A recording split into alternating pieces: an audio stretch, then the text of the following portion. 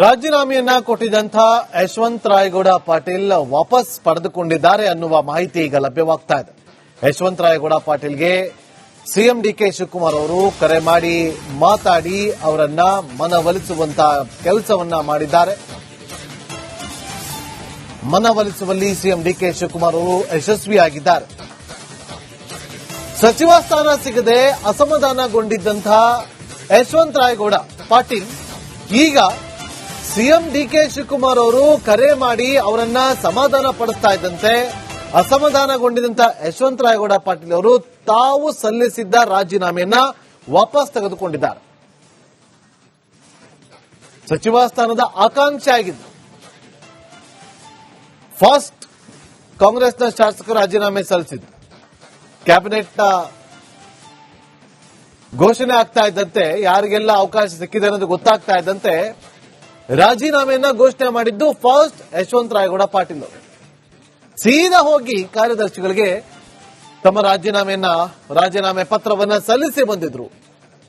ಈಗ ಡಿಕೆ ಶಿವಕುಮಾರ್ ಅವರು ಅವರಿಗೆ ಕರೆ ಮಾಡಿ ಮಾತಾಡಿಸಿ ಮನವೊಲಿಸುವಂತ ಪ್ರಯತ್ನವನ್ನ ಮಾಡ್ತದಂತೆ ಅವರು ರಾಜೀನಾಮೆ ಪತ್ರವನ್ನ ವಾಪಸ್ ಪಡೆದುಕೊಂಡಿದ್ದಾರೆ ಅನ್ನೋದು ಮಾಹಿತಿ ಈಗ ಲಭ್ಯವಾಗ್ತಾ ಇದೆ.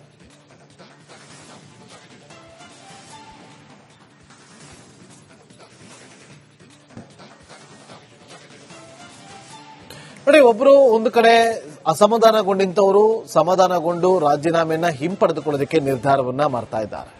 ಮತ್ತೊಂದು ಕಡೆ ಇನ್ನೂ ಕೂಡ ಶಾಸಕರು ಅಸಮಾಧಾನವನ್ನ ಹೊರಹಾಕ್ತಿದ್ದಾರೆ. ಕೆಲವರು ಈಗ ಮೌನ ಮುರಿತಾ ಇದ್ದಾರೆ. ಶಾಸಕ ಎಸ್.ಎನ್. ಸುಬ್ಬಾರೆಡ್ಡಿ ಅವರು ನನಗೆ ಲಕ್ಕಿಲ್ಲ, ಅದಕ್ಕೆ ಸಚಿವ ಸ್ಥಾನ ಸಿಕ್ಕಿಲ್ಲ, ನನಗೆ ಲಕ್ಕಿಲ್ಲ, ಅದಕ್ಕೆ ಸಚಿವ ಸ್ಥಾನ ಸಿಕ್ಕಿಲ್ಲ, ಯಾವುದೇ ಕಾರಣಕ್ಕೂ ರಾಜೀನಾಮೆ ಕೊಡಲ್ಲ ಅಂತ ಹೇಳಿದ್ದಾರೆ. ಅಸಮಾಧಾನವಂತೂ ಹೊರಗಡೆ ಹಾಕಿದ್ದಾರೆ. ರಾಜೀನಾಮೆ ಕೊಡೋದಿಲ್ಲ ಅಂತ ಚಿಕ್ಕಬಳ್ಳಾಪುರದಲ್ಲಿ ಶಾಸಕ ಸುಬ್ಬಾರೆಡ್ಡಿ ಅವರು ಹೇಳಿಕೆಯನ್ನ ಕೊಟ್ಟಿರೋದು ನಿಜನೇ ಅಲ್ಲ. ಅವ್ರಿಗೇನಾಗಿತ್ತು, ಕೊನೆಗಳಿಗೆ ತನಕ ನಮ್ಮ ಶಾಸಕರು ಈ ಭಾಗದ ಸಚಿವರಾಗ್ತಾರೆ, ಈ ಭಾಗ ಇನ್ನಷ್ಟು ಅಭಿವೃದ್ಧಿ ಆಗುತ್ತೆ ಅಂತ ಆಸೆ ಕಂಡಿದ್ರು. ನಾವೇನು ಬಾಗೇಪಲ್ಲಿಯಲ್ಲಿ MLA ಆಗಿರಲ್ಲ, ಅವರೆಲ್ಲ ಒಬ್ಬ ಅಣ್ಣತಮ್ಮನ ತರ ಇರ್ತೀವಿ. ನಾವೆಲ್ಲ ಕ್ಲೋಸ್ ಆಗಿ ಯಾವಾಗ್ಲೂ ಕುತ್ಕೊಳ್ಳೋದು, ಮಾತನಾಡೋದು. ನಾನು ನಿನ್ನೆ ಫೋನ್ ಮಾಡಿದ್ದವ್ರಿಗೆ ಯಾವ ಬಂಧು ಬೇಡ, ಸಾರ್ವಜನಿಕ ತೊಂದರೆ ಕೊಡೋದು ಯಾಕೆ, ನಮಗೆ ತೊಂದರೆ ಆಗಿದೆ, ಮತ್ತೆ ಅವ್ರಿಗೆ ತೊಂದರೆ ಕೊಡೋದು ಅರ್ಥ ಇಲ್ಲ ಅಂತ ಹೇಳಿದ್ದೆ. ಆದ್ರೂ ನನ್ನ ಮಾತು ಮೀರಲಿಲ್ಲ. ಈ ಫೋನ್ ಮಾಡಿ ನಾನು ಸ್ವಲ್ಪ ಜೋರಾಗೆ ಮಾತನಾಡಿದೆ.